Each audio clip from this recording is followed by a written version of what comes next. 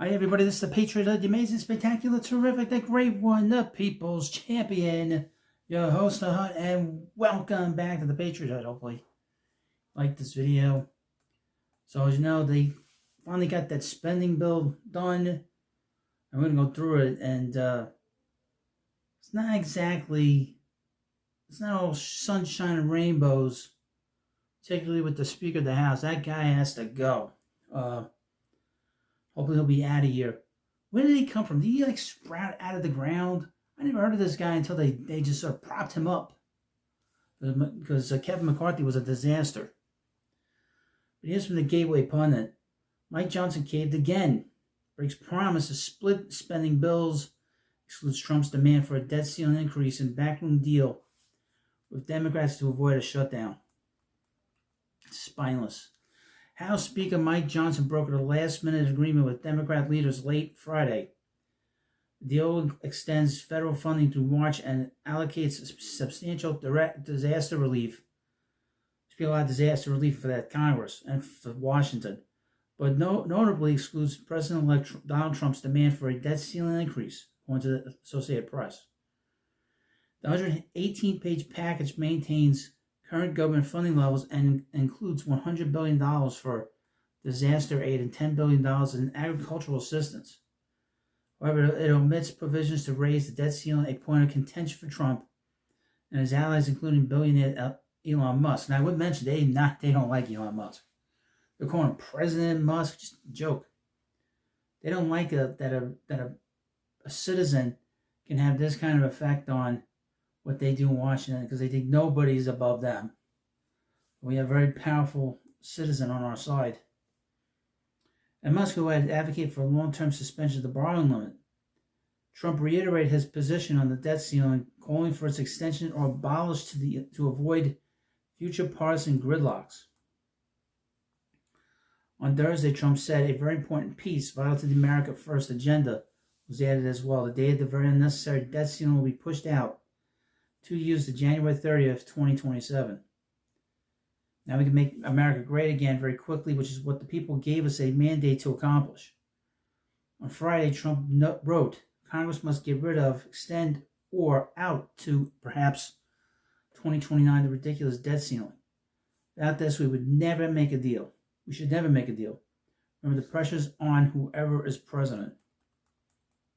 Trump said earlier, if there is going to be a shutdown of government, let it begin now, under the Biden administration, who, by the way, he has just sort of walked away, just sort of faded away into oblivion.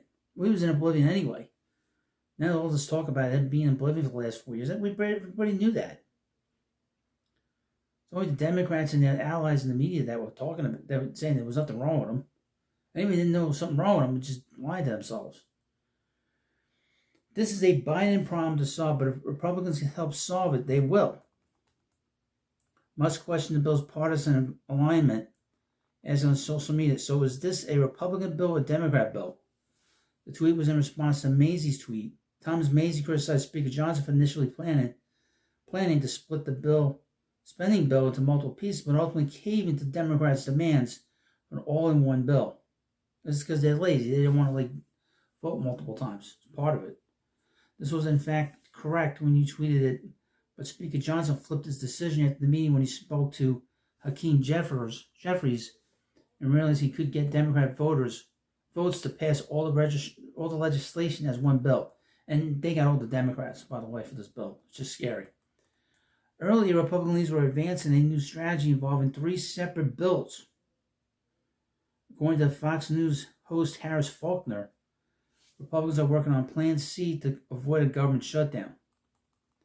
The proposed plan divides the spending package into 3 distinct components. One short-term, I'm not going to go through all this, short-term federal funding, disaster relief, and farm aid.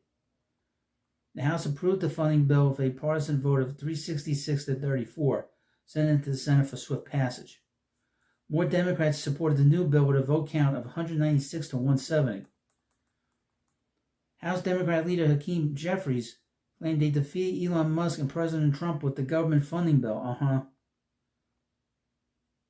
mean, they really do not like Musk, because Musk is, like I said, He's a citizen taking it upon his own, taking it upon his hands to criticize this original bill. However, Elon Musk praised Johnson for the new bill, calling it an improvement over the bloated 1,500-page legislation. Musk said something interesting. He said that there were so many things, 1,500 pages, that there must have been some really, and we knew there was some bad stuff in it. I mean, we knew that. We knew there was a lot of bad garbage in that bill. And what's interesting is that he said that the smaller the bill, the more beneficial it is for the country. And obviously, that bill was not good. I mean, that bill could not stand. A lot of negative stuff, a lot of bad stuff. But here's what is in the new bill.